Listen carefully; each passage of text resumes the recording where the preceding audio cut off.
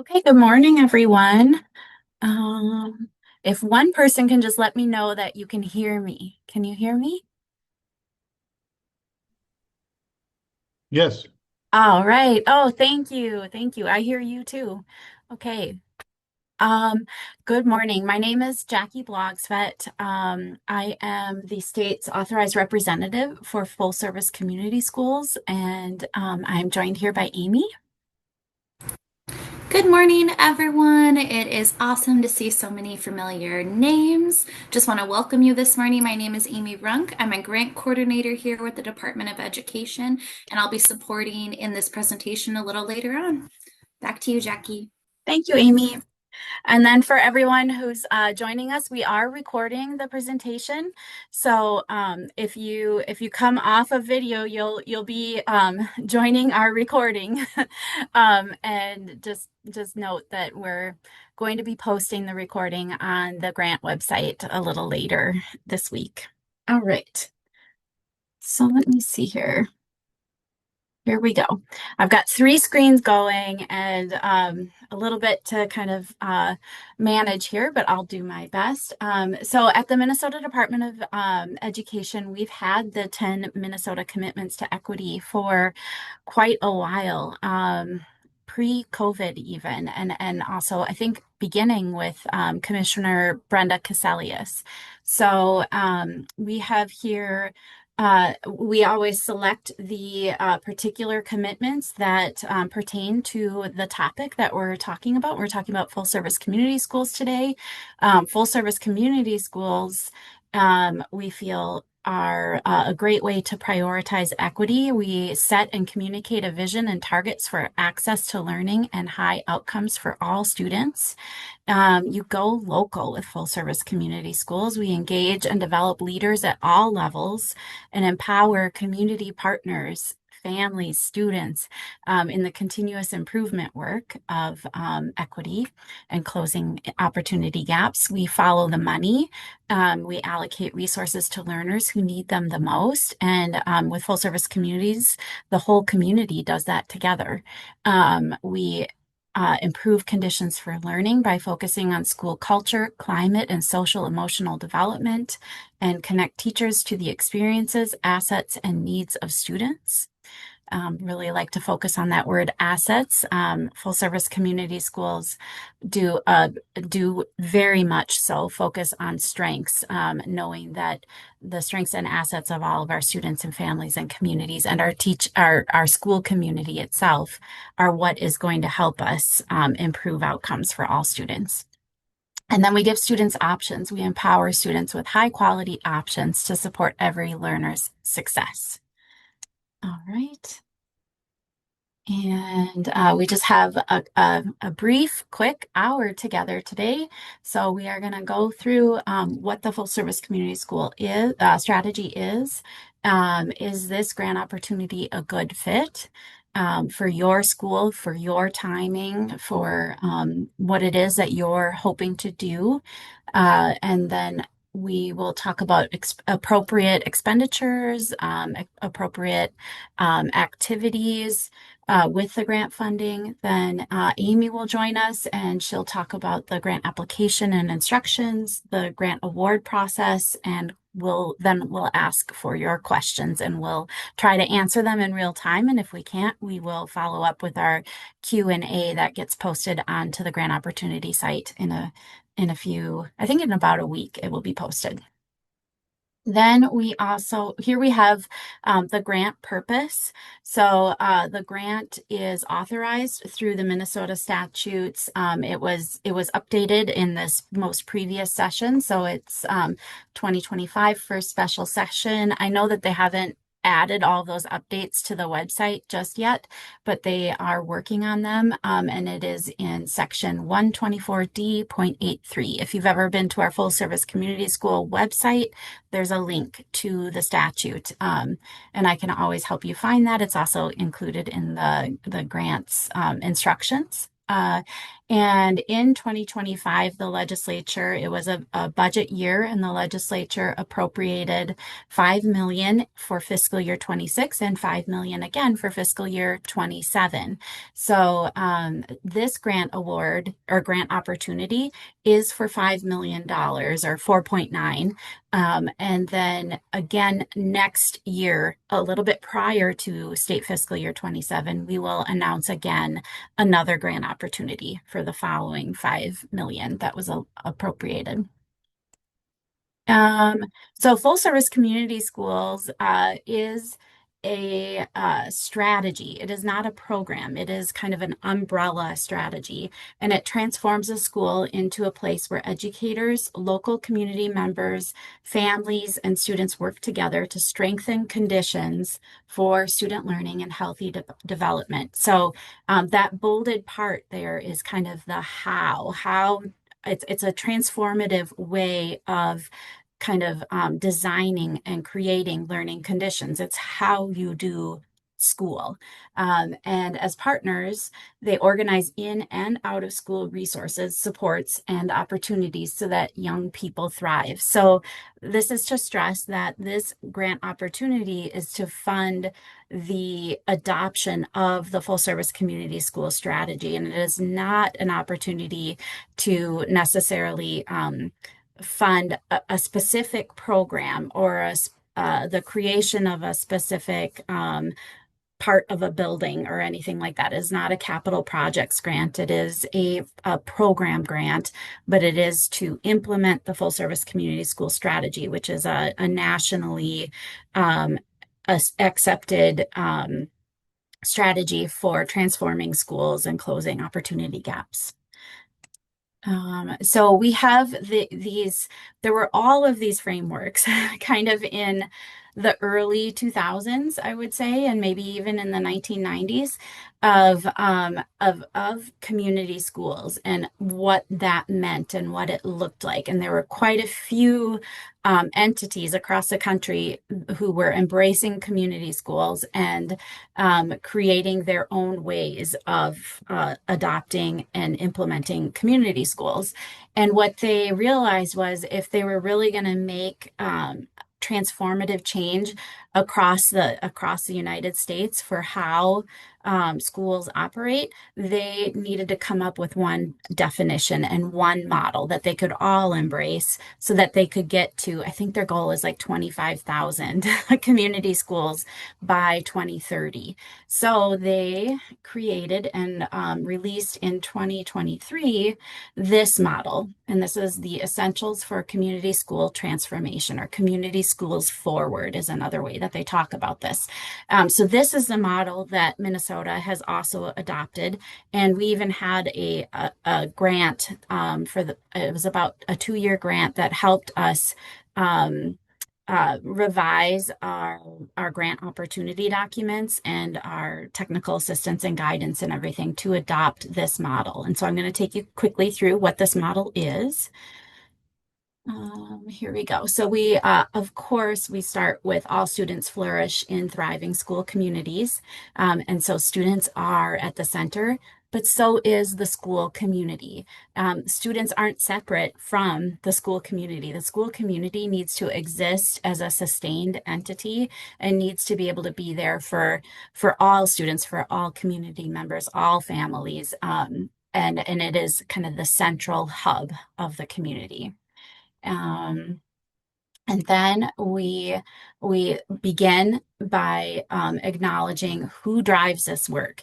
And one of the cornerstones of the full service community school model is that each school site that is running this strategy, and I said model, I'm sorry, I'm adopting I'm changing myself and learning to talk about this as a strategy and not a model or a program. But the full service community school site coordinator is a 1.0 FTE, and that is a foundational cornerstone piece of the full service community school strategy and is a requirement of this grant. It is not required that you use this funding to pay that person, but you do need to be able to demonstrate that you have a full-time, full-service community school site coordinator who works all year long. So they do need to be performing their duties throughout the summer as well. And then they partner with community partners, the school principal, all of the site administrators, executive directors at charter schools, and with youth and families. And then around that, we need to establish the enabling conditions for full service community schools. So these are things like, let me see if I have this here. It is uh, a shared vision, trusting relationships with each other, actionable data. So that's more like real-time data, what you have access to within the school, that's kind of helping you see who's attending consistently right now, grades, grade books, behavioral data. And then also you have inclusive decision making. So you have multiple people at the table, multiple perspectives and experiences, so that we can understand our assets and our needs and be making decisions based on what's working, what's not. And then we have around that, we have what you might remember if you were anyone who adopted the four pillar community school model, which was what the state of Minnesota was began with when we began this grant in 2015. You will see here the four pillars are represented and they are joined by two more items, and now they are called the key practices. So these are the things that are more tangible and more recognizable, that people, when they look at a community school, they recognize that these are the things that they can find and that they can rely on being present in a community school. So we have the four original pillars are now four key practices, and there's integrated systems of support, which are kind of like known as wraparound supports. These are the things like dental access to dental hygiene and appointments and eye vision, eye doctors, maybe a clinic even right there co-located in the school. Not always, it's not a requirement, but sometimes that happens. Sometimes a counselor or a therapist is also co-located in the school, but isn't necessarily an employee of the school. They might be there through a partnership and might be able to use certain forms of Medicare or Medicaid insurance to be able to ensure that they can see every single student in that school. Then we have powerful student and family engagement, which the department also has a brand new model as of 2021 that we provide a lot of technical assistance and guidance on, also through the Compass group at the Department of Education and out in our cooperatives, our service cooperatives across Minnesota, and through the MN-MTSS model. We have collaborative leadership, shared power, and voice. That is how that school brings together all of those leaders of the partner organizations, the school, the curriculum and instruction, the expanded learning day, the community education folks, the equity and integrated, or I'm forgetting the name of the A&I, achievement and innovation leaders, etc., are all coming together, and classroom teachers, of course, coming together to make shared decisions alongside with families and communities. And we have expanded and enriched learning opportunities. Those are the kind of spaces, people, highly qualified youth development leaders, and programming that students have, and sports, etc., health, also like, preparation for college and career and things like that, that might be available to students outside of the school and in partnership with many community organizations. And then we have rigorous community connected classroom instruction, which is really it's one of the newer pieces, but it's not new. It was always a part of the vision for community schools. It just wasn't pulled out and talked about explicitly. So this is how we see that what is happening in the classrooms is integrated and completely connected to the communities, the families, and these are culturally responsive um, practices of infusing um, what all of the students know and like their lived experiences to help them unlock their learning. And I've and also like play centered learning, which in the later years is more like uh, oh goodness, project-based learning and inquiry-based learning and things like that. And then we have a culture of belonging, safety, and care, which is just making sure that every single student enrolled at that school feels like they are valued, feels like they are seen, and feels like the school is a safe and welcoming and exciting place for them to be. And teachers as well, every single teacher, right? Right. And then we have the supportive infrastructure. So all of those things are very important for that school site to focus on. And that school site needs access to external resources that maybe would be probably there would be financial barriers for them to be able to have access to some of these supportive infrastructure pieces without support from like a system or a like an educational partnership or something like a larger kind of regional type of technical assistance support. And Minnesota is building out those supports, and also some larger districts have those supports kind of integrated into their district infrastructure. But those are things that also, as the Minnesota Department of Education, we try to provide access to places where smaller schools, smaller districts, charter schools, et cetera, can know where to go for those types of supports. All right.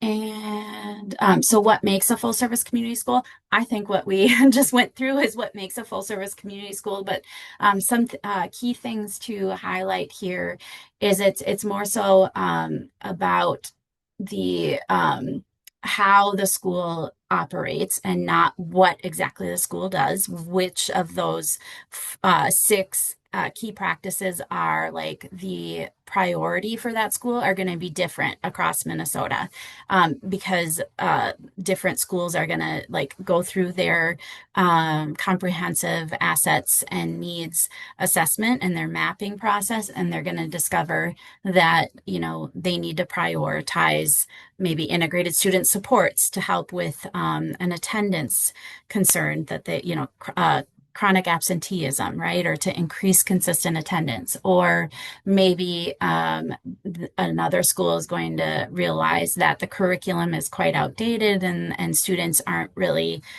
engaged with the ways that they're being taught in the classrooms, and we're going to need a lot of professional development and some changes in our curriculum strategies. It really just depends on what it is that you find in your needs assessment.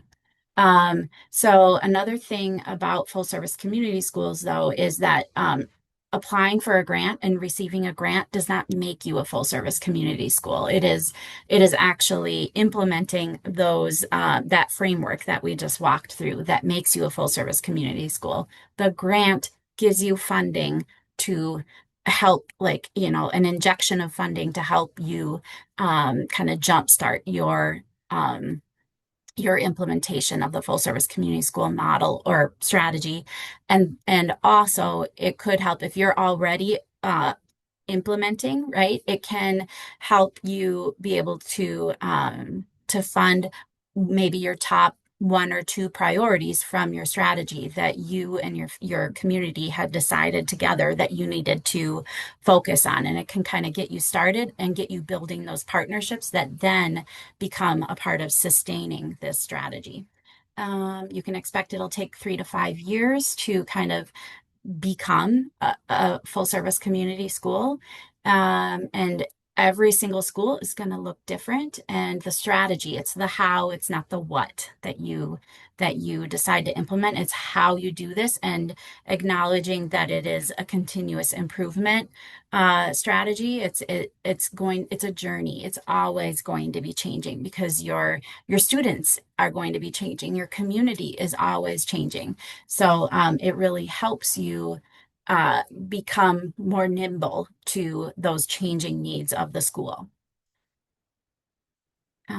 And then is this grant opportunity a good fit? I think I've kind of already covered some of these topics, but it's more so for a school that is planning to transform and change the way that they make decisions, the way that they understand what is needed within their community school, and also the way that they partner with outside of the school.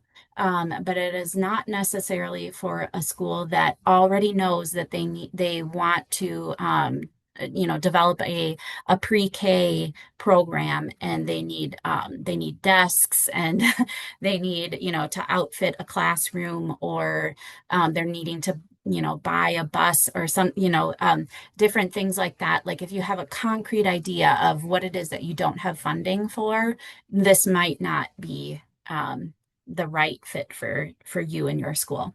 Let me see here.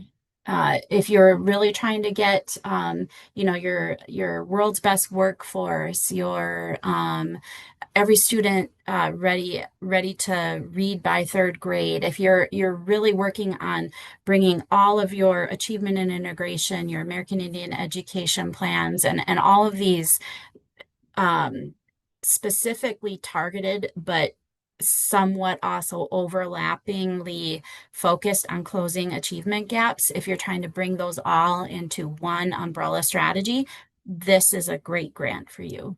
If you have already completed a Compass cohort year, through Minnesota's Compass team, and you're also working to establish your Minnesota multi-tiered systems of support throughout your district and at your school site. This is a great grant for you. Full service community schools and MNMTSS go hand in hand with each other.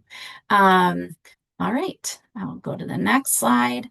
Eligible applicants are school districts, charter schools, intermediate school districts, federal tribal contract schools, and cooperative units. And then from those schools that are eligible to apply, you must also be one of those types of schools that meet one of the A, B, or C criteria here. So you need to either be identified through our Every Student Succeeds Act plan, Minnesota's plan, and schools do know if they are identified, and once they are identified, they remain eligible for this grant opportunity for 7 years. And then, or you could be a school district that has an achievement and integration plan approved by the Commissioner of Education. You can't just be eligible. You need to have that plan approved unless you are a charter school, and charter schools aren't eligible, so they can't have a plan. So if you are a charter school in a school district that is eligible for the achievement and integration plan, that is also another way that you can qualify. And then also being a federal tribal contract school qualifies you for applying for the grant. Then we have some sample activities here. I feel like I've already kind of covered most of this. Right off the bat, if you are a startup or an expansion grantee, you are able to use the funding to set up your family resource center, because a family resource center is also a cornerstone of the full service community school model. It isn't a requirement of the grant. Not every community school is going to have a family resource center in their building. Sometimes there's one very close by in the community where it makes more sense for them to partner with that family resource center. So it's not a requirement of the grant, but it is something that can be funded immediately. You don't have to go through your comprehensive community asset and needs and then writing your plan, you can begin setting up your Family Resource Center right away. Attending national training to help your community school site coordinator and your principal, especially, or executive director. So your school administration, some of your like key school partners or community partners, sending them to national training organizations. And there's 3 of them listed in the grant opportunity that are automatically approved by the Department of Education. And then let's see here. Yeah, stipends for students and teachers to participate on the school leadership team.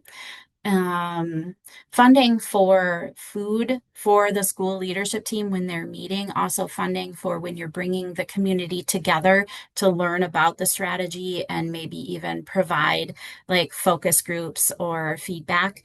That type of funding for food is allowable. Funding for food to try to like market your school or get people in the door to attend um, some other event that isn't really focused on the community school strategy is not going to be approved. So food is kind of you need to explain to me what it is that you'll be doing, and then we'll decide together if that is an approved use of funding for food. Let's see here. And so if you are a startup grantee and you don't have a full service community school plan approved by your school leadership team, you cannot use this grant funding to fund specific services, resources, and programs until you have submitted your full service community school plan and it demonstrates that your community leadership team and what you learned in your needs assessment all do point to the need for the specific resource, service, or program. Then once you've had that and you have it in your plan, then you are able to you can kind of like unlock the rest of your funding for the full service community school grant, and you can use that funding to kind of begin those prioritized plans or programs. All right. So again, we kind of can look at more of a visual way to understand how this grant is going to operate. So when I get that question, can we apply for a grant to fund an after-school program? Can we apply for the full service community school grant to fund our after-school program? We need to hire some youth development folks and get them here so that our kids have something to do after school. Yes, that's an eligible use of this funding, but you aren't going to be able to hire those people and get them in the door until you've gone through that entire kind of planning process. And you have an actual full service community school plan that says our school community said we need after school. And so it's going to be about a year of being in this grant before you're going to be able to hire those after school program folks if there is enough funding left in your grant. So that's just so that is kind of these first 4 steps need to happen before you would be able to hire an out of school time program staff and start up that out of school time program if that's the thing that you're focused on. Okay. And here we have some grant requirements. I've already shared with you that you're required to have that 1.0 FTE and that site coordinator will be working through the summer months. Then there is that the district and school are having the strategic adoption of the full service community school strategy, and they are looking to coordinate and cohesively align multiple sources of funding. There's this collaborative leadership, shared power and voice, which is one of those key practices. And these just to share that these grant requirements come from the Minnesota statutes. So there are some things in the statutes currently that are required that aren't, or that are also in the framework for community schools transformation, but there are some things in that framework that aren't required by the grant, but are eligible to be part of what you do. So we have the collaborative leadership, shared power and voice, the comprehensive analysis and community assets and needs process. We have the full service community school plan that you'll be creating that with your leadership team. And the leadership team does need to be meeting regularly. Um, and then we have powerful student, family, and community engagement. And we have a model that talks about how schools can do that in a way that is effective and evidence-based.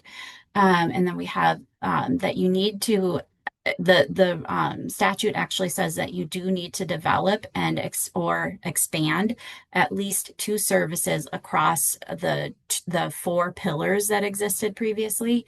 And so there's a list of all of those services, and we do kind of collect that information from you all and make sure that at least two services, resources, programs are begun or expanded as a result of this grant. And then we also require you to measure impact, and everyone's going to be doing that in different ways. If awarded a grant, districts who are awarded or charter schools who are awarded 3 or more of these full service community school grants across multiple years, but if you've received 3 or more from the Minnesota Department of Education, then you are also required to hire or identify. You don't have to have a 1.0 FTE. It's not necessarily a 1.0 part of a person's job, but you do need to identify a district coordinator for these efforts. And oftentimes that could look like your Title I coordinator. It could look like your possibly like your equity leadership structure being the coordinator of these efforts, but it helps to coordinate partnerships with external partners who might be supporting that like supportive infrastructure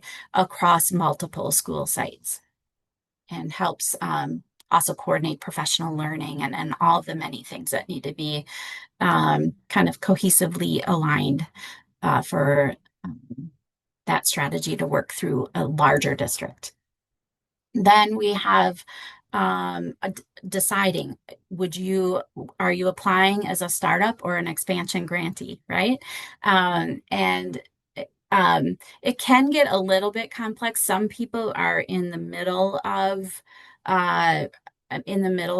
writing their plan or completing their comprehensive needs and assets mapping and et cetera, and establishing their leadership team. If anyone's in the middle of doing that, they definitely should apply as a startup grantee, because that'll get them their funding that they need to like make sure they have the site coordinator, make sure that they're having those leadership team meetings and et cetera. And then they can build towards completing their plan, and they can complete the plan early and then be able to unlock the rest of the funding for implementing those programs, resources, and services.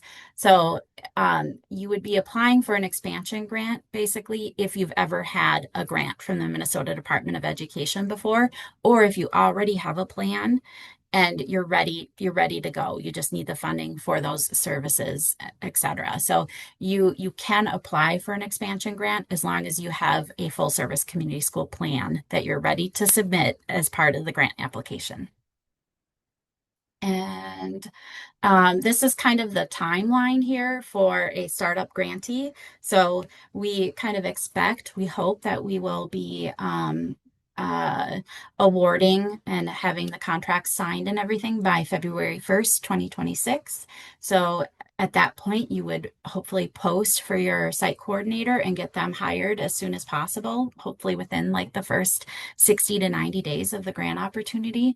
Then you would submit a roster to the Department of Education by April 30th of your full service community school leadership team. And we'd want to see that you've started meeting with them by April 30th. And there's always going to be, as a grant administrator, I am flexible. I understand when there are reasons that you weren't able to hire someone, you had to go out for a second round of posting the job position or something, and et cetera. There are multiple things that can kind of slow a grant down with turnover and staff, all of those things. So as long as we are in conversation with each other, um, I am a reasonable grant administrator, so we can push things back, we can move timelines forward, but these are kind of these uh, lines in the sand that are going to help me know that all of you are progressing towards becoming a full service community school that has their plan approved by their leadership team. So these are the dates here. You'd submit your comprehensive assets and needs assessment by June 30th, which is the end of that first state fiscal year, and then your full service community school plan by August 30th. So hopefully you would start out the next school year in the fall with a plan and with, some services and resources and supports that are kind of getting off the ground for your families and communities and students. And you work and plan and gather data together after that. So once you've gotten to we have a plan, now we're implementing the plan. And then if you're an expansion grantee, you actually start at the fifth step here. So the choice here, and I have another slide coming up that's going to kind of show you our timeline over calendar years. The choice here for anyone applying as an expansion grantee is that what we have is a 3-year limit for our grants. So you could start on February 1st, but then your grant would need to end by January 31st of 2029.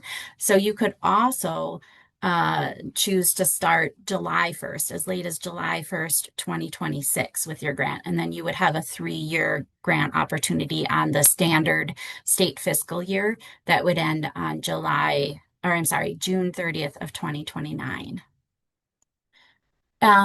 So we also need to talk to you about the intended outcomes of this grant. And so, with those enabling conditions that we talked about earlier in the framework, and with the supportive infrastructure and a 1.0 FTE coordinator, we expect that schools are going to expand their ability and expand their capacities around those 6 key practices, because it's been shown through research, right? Through equity research that educational equity research, that those 6 key practices are what increase access and engagement to rigorous learning and increase success for students, and also stabilize school communities, right? So that they're there for the long haul, and the community supports the school and the school supports the community, and there's a reciprocal relationship there.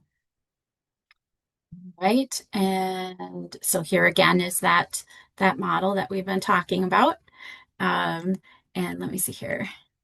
We have tips for the application narrative. Just be aware that our reviewers are going to listen to this same informational webinar. They are going to have the same instructions that you all have, and they will have the reviewer rubric that is also posted on the Grant Opportunity website right now. So the way that our narrative questions are written are to ensure that that our reviewers are selecting the schools that demonstrate the most commitment to the strategy. And so the questions that we wrote in the application narrative are really about, and let me go back here a couple of slides, they're really about helping us understand how you view the importance of the enabling conditions, and how you view the importance of and like what your plan is for being able to build this connections to supportive infrastructure, and being able to partner with providers that can help you and your school team unlock the supportive infrastructure that may be available in your community. It's not, do you already have it, but are you aware and are you committed to building those capacities? And are you aware that, yeah, you might already have some of these things, and strong practices in some of them, and might need to grow in other areas. So are you aware of where your strengths and your needs are? That's what our narratives are trying to suss out and trying to make clear to the reviewers, and they will be using the rubric to assign points to your application narratives and your responses to those questions. So make sure that you're looking at every single bullet point under the application narrative questions and addressing all of those bullet points, because that is what our rubric asks the reviewers to assess. Okay. And then this is that timeline again that I explained a little bit about. So if you're a startup grantee, you can kind of get started with that planning year a little bit ahead of time, and then you would still have the 3 years for implementation. But if you are an expansion grantee, you need to decide, when do you want to start, when does it work best for you to start your grant? And then you would have a 3-year window to have for the implementation part of the grant. So you could start as late as July 1st, or you could begin as early as February 1st. But you would be kind of restrained to having a 3-year grant opportunity, and that is because of our statute. And now I get the pleasure of turning it over to Amy Runk. Amy, are you here with us? And we will be taking questions later. So I see a question in the chat box. I'll be looking through the questions as Amy's presenting, and thank you so much, Amy. Great. Thanks, Jackie. Appreciate it. Thanks for grounding us in the context and the purpose of this grant. Now I'm going to talk about a few more of the more technical aspects around timelines, specific aspects of the application, cover letter, different things like that. So bear with me as we go through some details. Everything is captured in these slides, as well as links. I won't be opening all of the links from these slides, but I wanted to include them in here. They are live links, so when you go back, you can reference them. They will bring you to various pages on our web page, which I will show you at the end of my slides. So to start us off, I wanted to do a timeline overview. This RFP was posted on September 15th, and it does close on October 24th. Questions that will be submitted to Jackie via email are due on October 1st. So that is a quick turnaround for questions. So I do recommend that you do take a look at the application prior to that. Do send in your questions, even if they're kind of all over the place questions. Typically, program areas cannot accept or respond to questions after that due date. So do try to get those into Jackie by October 1st. And once those are submitted and that question and answer period closes, behind the scenes, Jackie will formulate standard answers for all of those questions and officially post them as an FAQ that will be posted sometime after October 16th. Anticipated date of award notifications is December 2025. We are trying to move pretty quickly on this RFP, so that's another reason for these quick dates, the quick turnarounds. We want to ensure that grantees have their funds so that they can start planning as soon as possible. And anticipated contract start dates could be as soon as February 2025. So what that means is hopefully by the end of the year, all applicants will be notified if they were awarded or not. And if they were, they will be invited into a contract negotiation process, which can take 4 to 8 weeks, depending on the documents that are needed and the negotiations that have to happen. And those contracts are signed on a rolling basis as they are completed. Once those contracts are completed, sites can begin work. And we are hoping to have all of that wrapped up by February of 2026. Thank you. Typo noting February 2026. Next, please. All right, I'm going to go through a few highlights from our application because there are some very specific pieces of information that are requested. So These are some cover page highlights. The cover page is the first few pages of the actual application that is posted. The application that is posted is a Word document so that applicants can actually respond within the document and send it in. Those first few cover pages do request a lot of basic information, such as contact information, addresses, different things like that. For this specific grant, we've also added a few very specific questions that are going to be essential for eligibility screening and determining which path your application is going to take. We do ask that you specify specifically if you're a startup or expansion application. That question is in the cover page. We do ask about geographic distribution of funding. We ask for acknowledgments on the full service community school strategy. So those are various acknowledgments that we'll ask you to specify. And then the student demographic priority data, that is an optional question, but we do recommend that you complete that. All right, going up forward with the application narrative components. We have split the application narrative components into a few different sections. Those sections include the assessment of enabling conditions. And as you can see, the questions and sections are the same for both the startup and the expansion grants, but the points are different. So we are using the same application for both, but they are scored different, which is why we have two different rubrics. The next section of the application narrative is around staffing and supportive infrastructure. Then the Excel budget and descriptions, and then the full service community school plan, that is for expansion applicants only.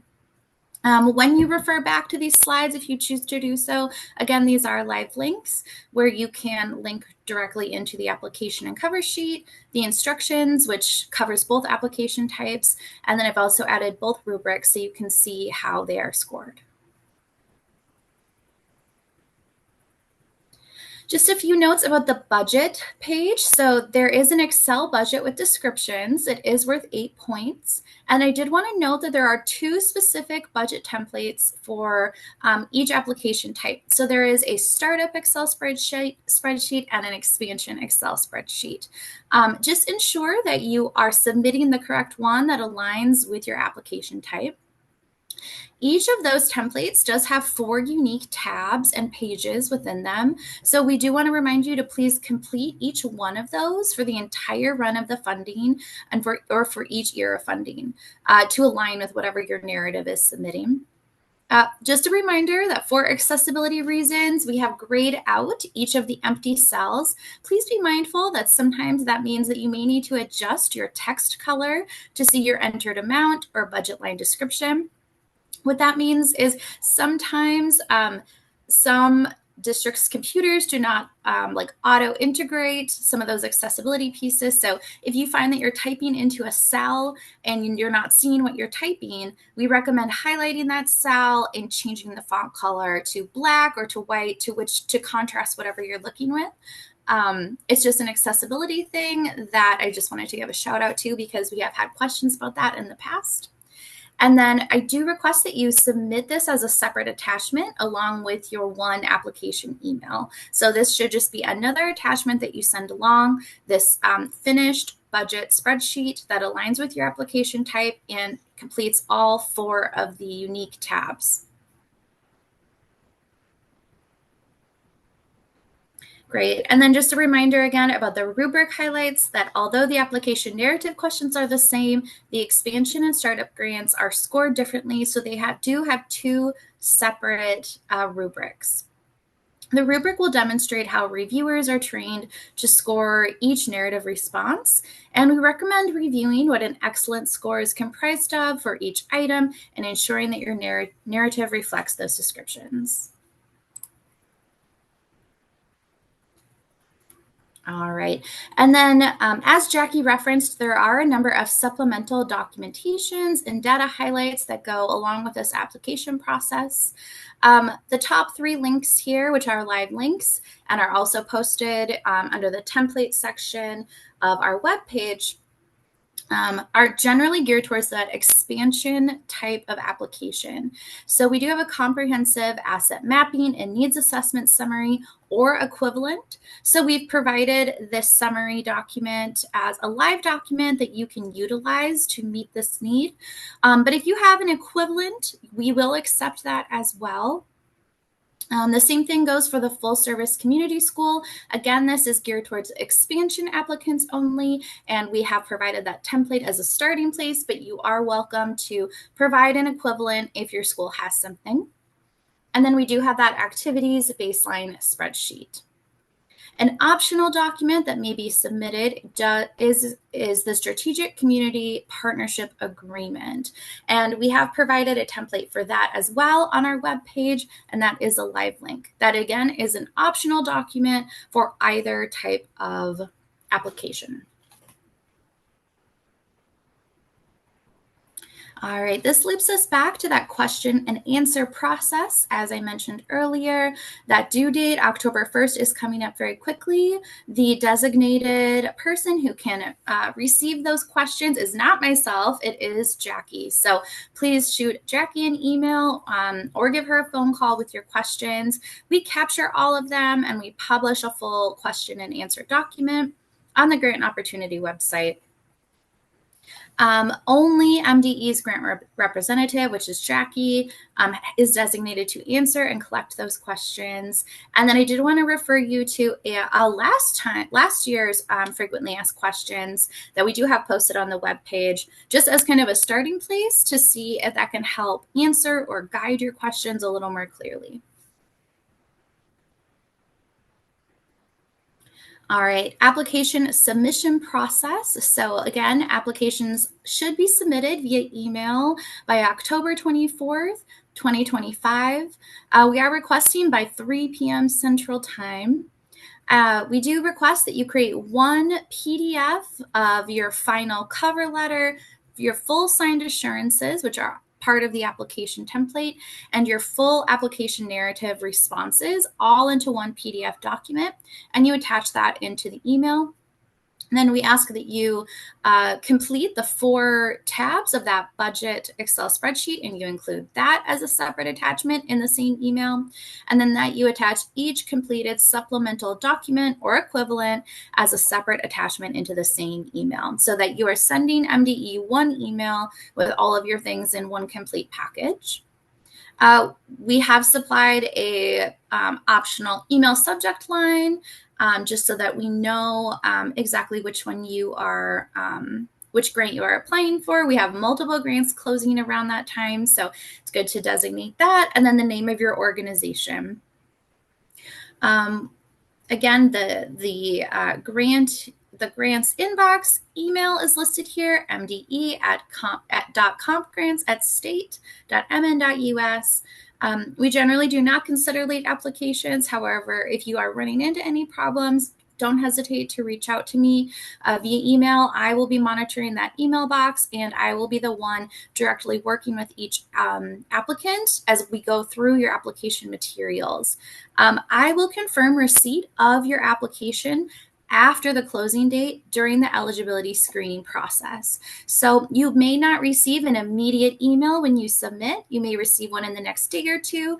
And the purpose of that is that I thoroughly screen all submissions. And if you are missing a document, perhaps you didn't include the budget, we may respond back and invite you, see if it was a forgotten attachment, that sort of a thing. So I like to go through each submission one-on-one, one at a time, ensure that they are complete, and that's when you will receive an acknowledgement email from me. So don't be worried if you haven't heard anything in that first 24 hours. I'm going through them in order of receipt and confirming when they're ready to go or requesting any missing pieces. And then finally, please don't send any links, locked documents, or passwords or password or encoded documents. We have been starting to run into that more. So please just send those PDF or Word attachments. That's the best way to ensure that we can read your application materials. All right. I will navigate to the web page. Jackie, I want to invite you to click on that link. It should open. Otherwise, I have it open on my side. Perfect.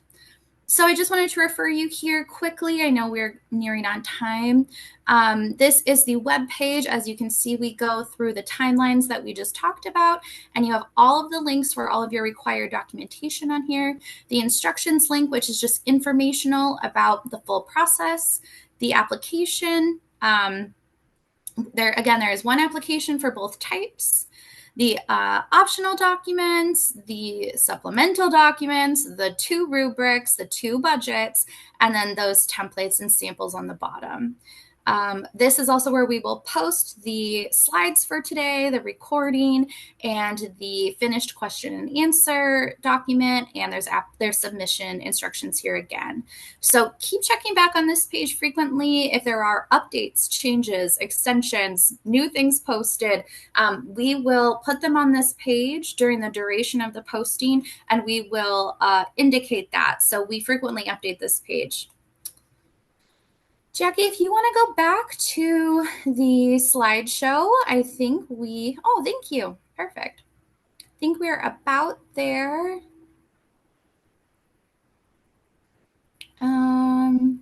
Great. So again, just a reminder that qualified peer reviewers score your applications, your budget spreadsheets, your supplemental documents.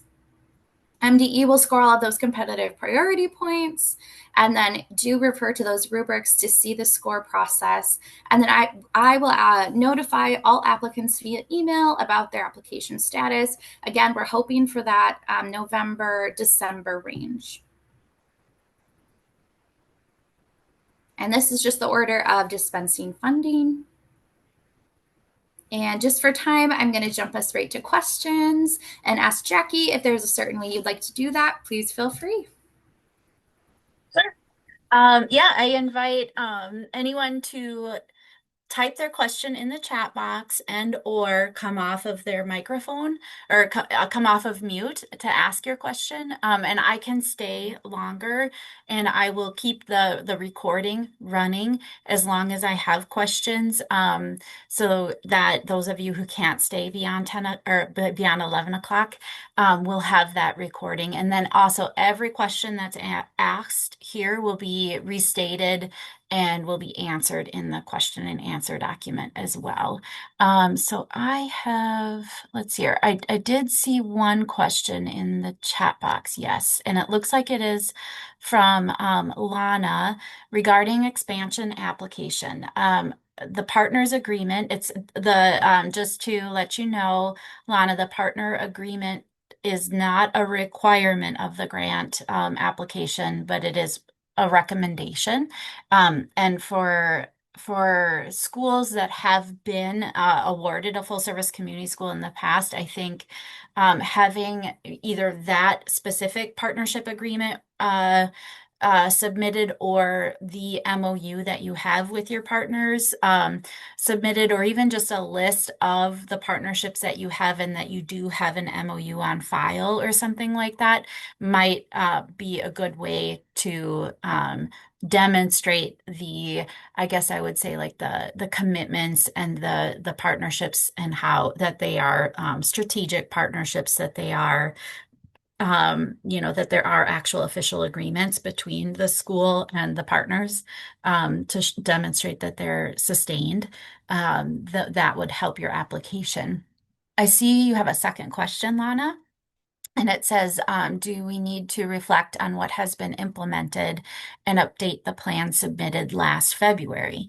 So this is where I know that this is in the grant instructions, but current full service community school grant awardees, so people who have or sites that have a current grant from the Minnesota Department of Education aren't eligible to apply for a grant that would overlap. For this funding, for this full service community school funding. So I believe that your grant award Lana, is a 2025 full service community school grant. And I think my understanding of the timing is that your grant will end on June 30th of 27, and that would make your entity able to apply for the upcoming grant award because those grants can start as late as July 1st of 2027. So, and as far as submitting or I'm sorry, updating a plan, the evidence-based strategy or research recommends that those plans are kind of updated continuously a little bit, but then you definitely have the comprehensive assets and needs analysis. You like redo that whole process every 3 to 5 years, and so you would update your plan once you've done that comprehensive assets and needs analysis as well. So every 3 to 5 years, you update your plan. Um, Paula Hoffman, Nayaching Schools. Oh, I see. These are, hi, Paula. Um, there are some questions and then some people just popping in, letting us know who's here. So I see a question from Jackie. Is there a full list of previous grantees available? Yes, there is. Um, Let me see if I can find that for you. I'm going to go back to that web page that I had. Sorry, I have so many screens. There is a list. It is on the full service community school web page. Let me see if I can find it here quickly. Here's Inside MDE. Here's our full service community schools. So this is our full service community school web page. If you scroll down, we have this resource right here, which is great for grantees and for applicants to learn more about all the things that are available to support a full service community school. But on the left-hand side of the web page, the first link is funding community schools. This is where you can get a direct link to the grant opportunity. But also, if you scroll down, these closed grant opportunities have kind of partner resources under the resources link here. There's a list of who was awarded the grants in 2025. There's also a list of who was awarded the 22 grant opportunity. And then there are some resources here on financing a full service community school strategy in your sites. Okay, let me look at the next question. Jackie, Will I the have a slides? question. Yes, they will. Hi, Lisa. Hi, Okay, I'm from go ahead. Partnership Academy. Yeah, Okay, I have two hi. questions. So can you put that link that you have on your screen in the chat? Because I have a different link that brings me to the application and instructions and things, but Okay, sorry, I don't know. I I don't know how sure to can. navigate back to the full service community schools page. That's one. And then secondly, I'm curious about if there are any um, if you can be disqualified for partnering with other agencies that have other grants like 21st Century Learning Grant and such. Like we applied Mhm. for the 21st Century Learning Grant, but we found out that we were ineligible because we partner with ACES who had like a sister type grant of 21st Century Learning Grant.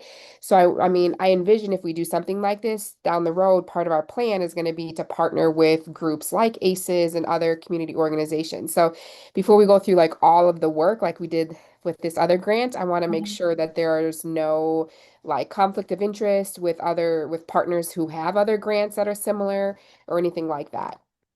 Right. Okay. My, I think I'm gonna have to, before I answer that, like, um, definitively, I think I will need to talk to the 21st Century group, but, my assumption is because so I believe you won't be disqualified, but I need to talk to them first and kind of figure that out, Lisa. And so I will do that. And could you put your name and contact information in the chat box? or just email it to me. You could, if you don't want to have it in the chat box, that's fine because we're posting this on the on the website. So you can email it to me, and I will answer your question directly. And then I will include the answer to that question in the question and answers document. Yeah, perfect. Thanks, Jackie. Mhm. You're welcome. Thanks for asking that. Okay, let me see where we were. So the slides will be available. Yes, Amy answered that. Thank you, Amy. Our current full service community school grant ends in the summer of 27. For expansion grant now, we can ask to start fall 27. So Jackie, You, oh, Lincoln International High School, Lana asked this question, but I feel like I didn't quite understand the answer to it. So you're right, we okay. end in June 30th. I'm just wondering if we're eligible for this one right now. Yes, Katie, right now no, you are not eligible to apply for this grant opportunity. All of the startup grantees who were awarded the 2025 grants have kind of become expansion grantees now because they have completed their full service community school planning. So you currently are an expansion grantee. And then in for the next grant opportunity, the 2027 state fiscal year grant opportunity, you would be, I believe, because your grant ends June 30th of 27, you would be eligible to apply so that you wouldn't have any overlapping. You would be eligible to apply for that grant because it starts July 1st, 2027. Does So, that, okay, go ahead. sorry. So we just wait for so we're eligible in, um, to apply like next year if there's money, then we'd be eligible. If we're ending, that'll be like our year 3. So then that, Yes, your year 3 will end June 30th of Mhm. 27.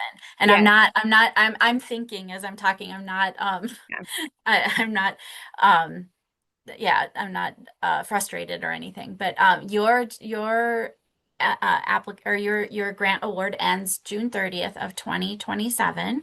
Mhm. And so you are eligible to apply for the next grant opportunity, which we already know is funded because the state legislature, they fund programs and just the state in general, they fund on a biennium. So they did 2 years of appropriation. So there's 5 million now and 5 million again for state fiscal year 27. So we know that that money's already funded, and we've already kind of announced in the grant award, it's a grant opportunity itself. We've announced that we will be publishing a second grant opportunity in the spring of 26. So not very long from now. Okay. Okay. That helps. So we'll just be looking Okay, out for that. Thank you so much. exactly. You're welcome, Katie. All right, let me see. That was Katie. Molly. Are early childhood centers in a public school district eligible? Um, I don't know, Molly, so I will have to look into that. It sounds like um I think that an early childhood center, what I worry about with that being an eligible entity is that what you need is a school site. And the way that we define a school site is going to be a site that is able to be kind of to be part of the of Minnesota's either receiving like achievement and integration funding, which I believe a public independent school district early childhood center might be eligible. But the thing that I worry about that they aren't eligible to do is to be part of the identified for continuous improvement under ESSA, Every Student Succeeds Act, because early childhood centers are not part of that process. So um, it's possible that you might be eligible to be awarded the funding, but because of those, let me see if I can get the PowerPoint back up for you guys. Um, I just want to be very clear about these priorities. That first of all, we are required to award grants to existing full service community school sites that have demonstrated, success and capacity.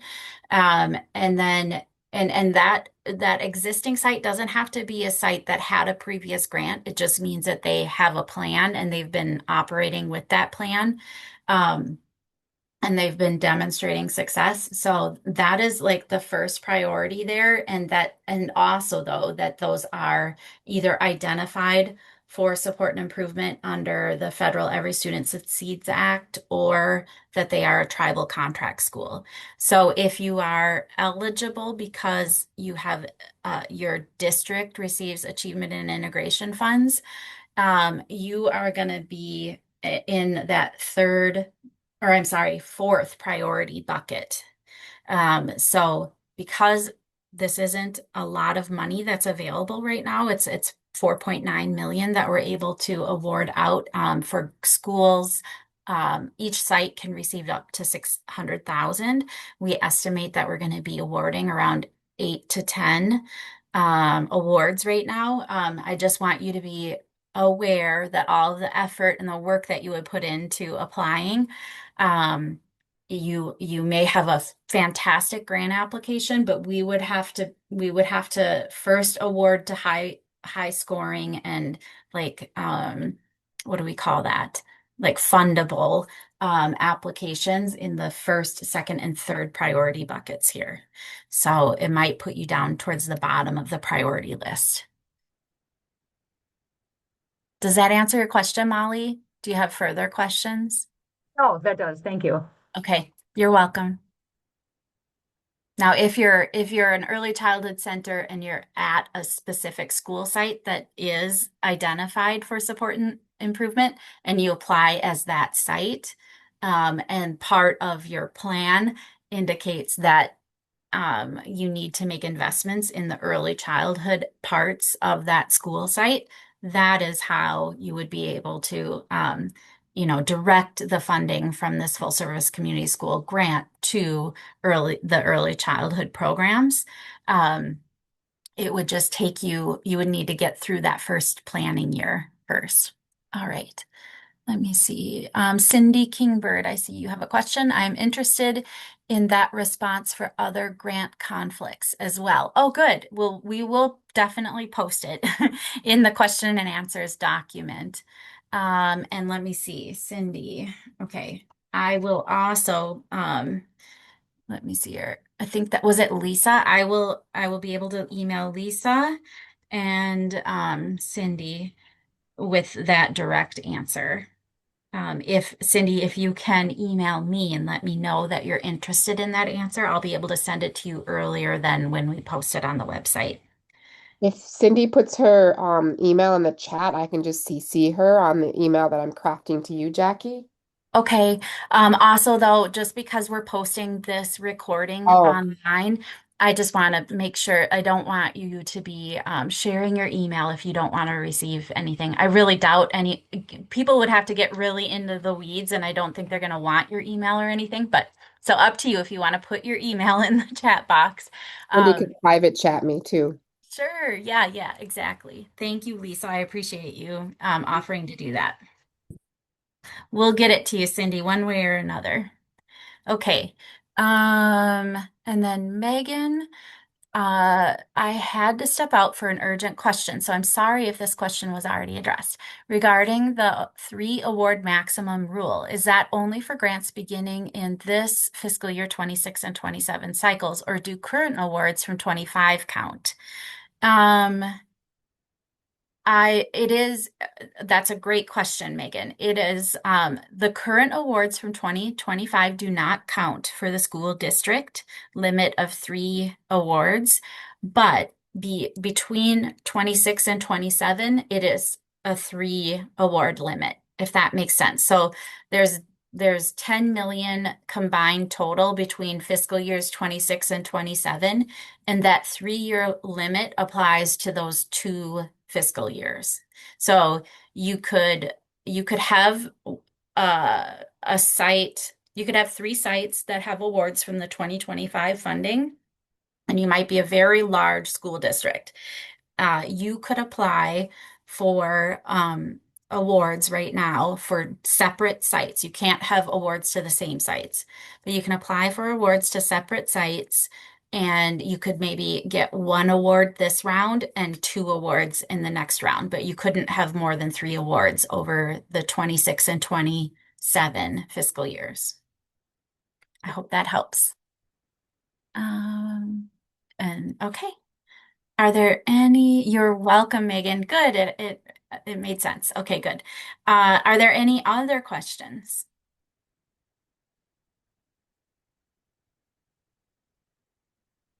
You can take a few seconds for people to come off mute. I'll just come Okay. off mute quick. And again, I'm so sorry. I missed a good amount of the presentation. So if my questions have already been answered, I really apologize. No Um, problem. so I'm curious, the school district I work for went through a reorganization this year. So we already had full service community school plans in place and coordinators we were working with. And a particular site that we are thinking about applying for this with, their needs assessment is 2 years old at this point, but they've had an influx of new families and students with the reorganization. Based off of my reading of the startup versus expansion site criteria, because we already are employing a community school site coordinator and have a strategy that we've been working with, we are required to be an expansion site. However, could we use, if funded, any funds from this award to update our needs assessment, given the situation? Yes, absolutely. Yes. Wonderful, thank you. Yep. I'm not clear though if your question, I'm not clear if that site is already a 2025 awardee. You're going to have to wait to apply. And you might have missed this. You would, if they have already received that 2025 award, you're going to have to wait to apply for the 27 grant opportunity because this grant award starts, we can't have an overlapping grant award to that site, if that makes sense. That So, makes sense. okay. So this particular site has never received a full service community school grant award. Okay. Um, but again, with my read of the startup versus expansion site, if you have done any of those three things, then you're an expansion site. Is that the Oh, correct read? um, yes, and the reason is so you could apply as an expansion site. The reason that you would want that it benefits some people to be able to apply as an expansion site is if you have an approved plan, then you can have access to the funding beyond just paying for your site coordinator or paying for the assets and needs assessment to be able to happen. And you can be able to use that funding right away for the resources, services, programs that you're prioritizing. So if you want to apply as a startup, you sure can. You just can't use you can't use the funds to pay for any services or programs until you've submitted your new full service community school plan. Um, does that help? You and I could talk this, like I could talk through. It's complex, and I know the way that you're reading it is is correct. There's like wiggle room within it. And so we could talk about it on the phone, Megan, if you Yeah, want to let's do see me. that. Yeah. Awesome. I'll shoot you an email and we'll connect. Okay, that sounds great.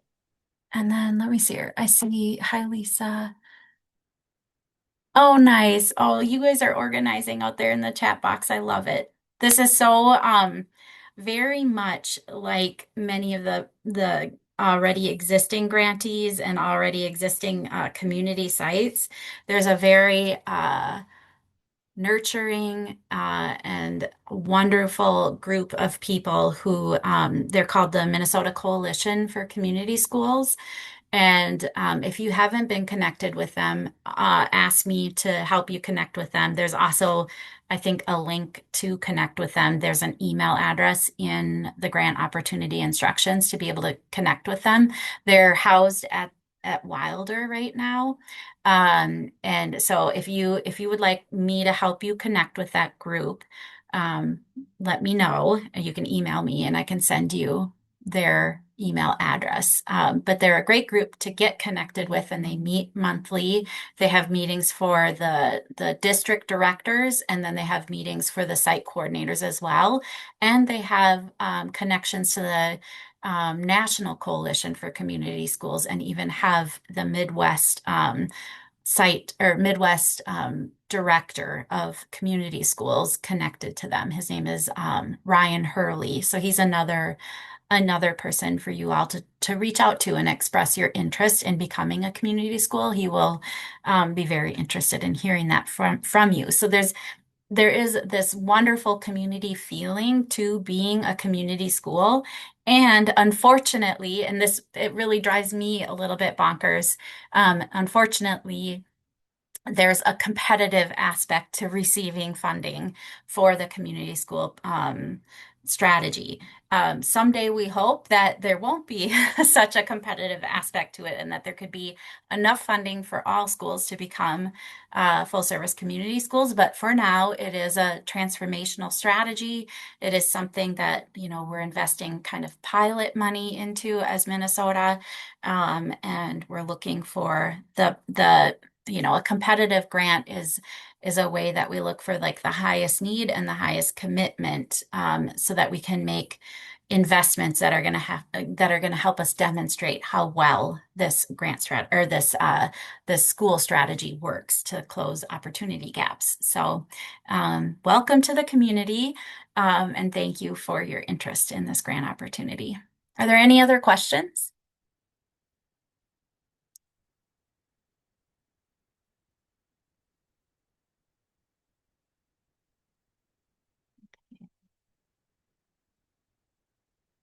All right. Well, you are all welcome to go back to your days. Best wishes on completing your applications, and we'll be in touch. We'll be updating that website. Thank you so much. Let me see here. I think here it is. I should have had that on the screen the whole time, but here's Amy's contact information and my contact information. Once again, that should be in your grant instructions as well and on our website. So thank you so much. You're welcome, Melissa. Thanks, everyone. Okay, how do I turn off the recording? There we go.